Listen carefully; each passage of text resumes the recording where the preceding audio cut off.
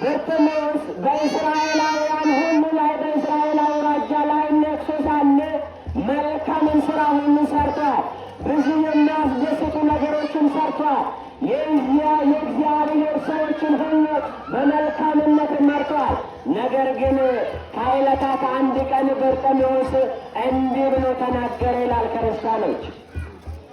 በንግሥናዬ ዘመን ንጉሥ ሆኜ ሳለሁ በመሪነቴ ዘመን የመራሁት በቆየሁበት ዘመን ምን የቀረኝ ነገር አለ? የቀረኝስ ምንድን ነው? ብዙ መልካም ሥራዎችን ሰርቻለሁ። የሚያማምሩ ደስ የሚሉ እግዚአብሔርንም ሰውንም የሚያስደስት ብዙ ሥራዎችን ሰርቻለሁ። ነገር ግን ምን ቀረኝ ብሎ አሰበ ይላል ክርስቲያኖች። ልብ በሉ። ይህ መሪ ነው ይህንን ቃል የምናገረው። ምን ቀረኝ ያለው በብዙ አውራጃ ላይ የነገሰ ሰው ነው። መልካም ሥራንም የሠራ እግዚአብሔርና ሰውንም የሚያስደስት ሥራን የሠራ ደግሞ ምን ቀረኝ ብሎ ወደ ራሱ ተመልሶ ማሰብ የጀመረ መሪ ነው። አስተዋይ ሰው ነው። እንድናስተውል እግዚአብሔር ሁላችንም ይርዳ። አዎ ምን ቀረኝ እንበለው ክርስቲያኖች። ወጣቶች በወጣትነቴ ዘመን ለቤተ ክርስቲያን ያላደረግኩት ከእግዚአብሔር ቃል ወጥቻለሁ አልወጣሁም። ነገር ግን ደግሞ እንደ ቃሉ ተመላልሻለሁ አልተመላለስኩም። በመጽሐፍ ቅዱስ መስመር ውስጥ እኖራለሁ አልኖርኩም። አባቶቼ ያስረከቡኝን ሃይማኖት ጠብቃለሁ አልጠበቅኩም። ወይስ ምን ቀረኝ ብላችሁ አስቡት ወጣቶች። ይሄ ብቻ አይደለም። አዛውንት አባቶቻችንና እናቶቻችን መልካምን ነገር ተናግሬ አስታርቃለሁ ወይ? የተጣላውን ዋሽቼ እንደሆነ አስታርቃለሁ ወይ? ወይስ ደግሞ አጣላሁት? ሰውን በእኩልነት መርቻለሁ ወይስ ደግሞ ሀብት ላለው እውቀት ላለው ለታወቁ እንደው ዝም ብዬ በከንቱ ፈርጄለታለሁ ፍርድ ሰጥቻለሁ ወይ? እውነት ለሚገባው እውነት ሰጥቻለሁ ወይስ ሐሰቱን ደብቄበታለሁ ወይ ብላችሁ አስቡት አባቶቻችንና እናቶቻችን። ይህ ሰው በመሪነቱ ዘመን ላይ ነው ቆም ብሎ ሲያስተውል ያልሰራሁት ነገር ምን አለ ብሎ አሰበ ይላል። እየሰማችሁ ነው? ከቃሉ ጋር ናችሁ? እግዚአብሔር ከሁላችን ጋር ይሁን። የሰራሁት ብዙ መልካም ሰርቻለሁ፣ ነገር ግን ያልሰራሁት ምን ቀረኝ ብሎ አሰበ። በዚህም ጊዜ የቀረኝ ቢኖር ብሎ ወደ ቤተ መቅደስ ገባ ይላል። ወዴት ገባ? ወዴት ገባ? ስራው ምን ነበረ? ስራው ምን ነበረ? ንጉሥ ነበረ። በአሁኑ አጠራር ጠቅላይ ሚኒስትር እንደምንለው ንጉሥ ነው፣ መሪ ነው።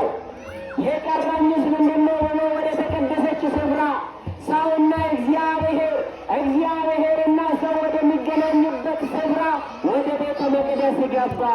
ነገር ግን በዛች ውስጥ ገብቶ ወደ መጻሕፍት መደብር ጎራ አለና መጽሐፉን ማገላበጥ ጀመረ ይላል።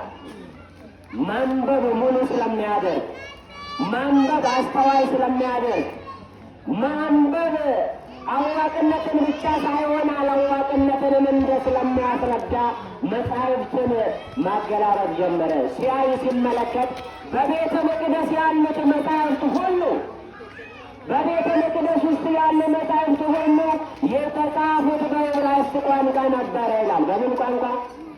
በምን ቋንቋ?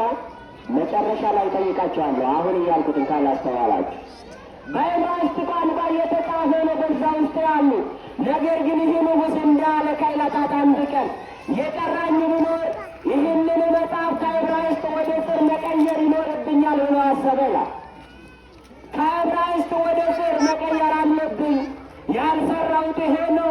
እስራኤላውያን ሁሉ የእግዚአብሔር ወዳጆች ሁሉ ቅዱሳት መጻሕፍትን አንብቦ የእግዚአብሔርን ቸርነት እንዲረዱ ማድረግ አለብኝ ብሎ አሰበ ይላል።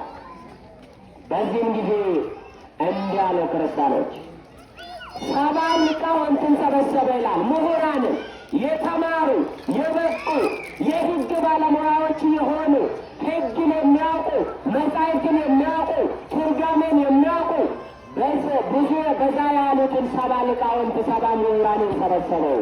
እንዲህ አላቸው፣ ለእያንዳንዳቸው መጻሕፍትን ሰጣቸው። 46ቱን የሙሉ ኪዳን መጻሕፍት መካከል አሁን በርዕሳችን ላይ ያነሳነውን የአዛውንቱን ስምዖንን የደረሰው የነቢየ እግዚአብሔር የቅዱስ ኢሳይያስ የትንቢት መጽሐፉ ነቢየ እግዚአብሔር የጻፈው ቃል አረጋዊው ስምዖን፣ የተማሪው ስምዖን፣ አዋቂው ስምዖን፣ በእግዚአብሔር የሚያምን ስምዖን፣ እግዚአብሔርን ተስፋ አድርጎ የሚኖር ስምዖን፣ አስተዋዩ ስምዖን፣ ተስፋን ብቻ የሚጠባበቅ ስምዖን፣ አስታራቂው ስምዖን የነቢዩ ኢሳይያስን መጽሐፍ የትንቢቱን መጽሐፍ እንዲተረጉም እድሉ ደረሰ ይላል። መልካሙ ዕድል እንዲገጥመን መልካም ፈቃድ ይሆንልን። የታመማቸው እግዚአብሔር ይፈውሳቸው። ሰው ያጣቸው እግዚአብሔር ወዳጅ ይሆንላቸው። የወደቀውን እግዚአብሔር ያንሳልን። አዎ ይህ ሰው ተስፋው የእግዚአብሔር መዳን ብቻ ነበር ይላል። ተመልከቱ፣ የራሱ አይደለም የታየው፣ የራሱ አይደለም እሱ የምታየው የእስራኤል መዳን፣ የእስራኤል ከእግዚአብሔር ጋር መታረቅ ተወልዶ የሚያድነው መሲህ የሚመጣው ማን እንደሆነ ከባርነት የሚወጡበት በማን እንደሆነ በተስፋው ይጠባበቅ ነበረ። ግን አርጅቶ ነበረ ይላል። ምን ብሎ ነበረ? ምን ብሎ ነበረ? አርጅቶ ነበረ፣ አዛውንት ነበረ። ነገር ግን እግዚአብሔር የሚወደውን ልቡን ያውቃልና እግዚአብሔር እንደሱ የሚኖረውን ልቡን አስቀድሞ ያውቃል፣ ሀሳቡን ያውቃልና ነቢዩ እግዚአብሔር ኢሳይያስ የተናገረለትም አንድም አልቀረም የተባለው የአዲስ ኪዳን ደረቁ አዲስ ኪዳን የተባለው የነቢዩ እግዚአብሔር የኢሳይያስ ትንቢት ስለ ክርስቶስ እንዲናገር፣ ስለ ክርስቶስ እንዲመሰክር፣ ስለ ክርስቶስ እንዲያውቅ ይህ ሰው የነቢዩን ኢሳይያስን መጽሐፍ እንዲተረጉም እድሉ ደረሰው ይላል።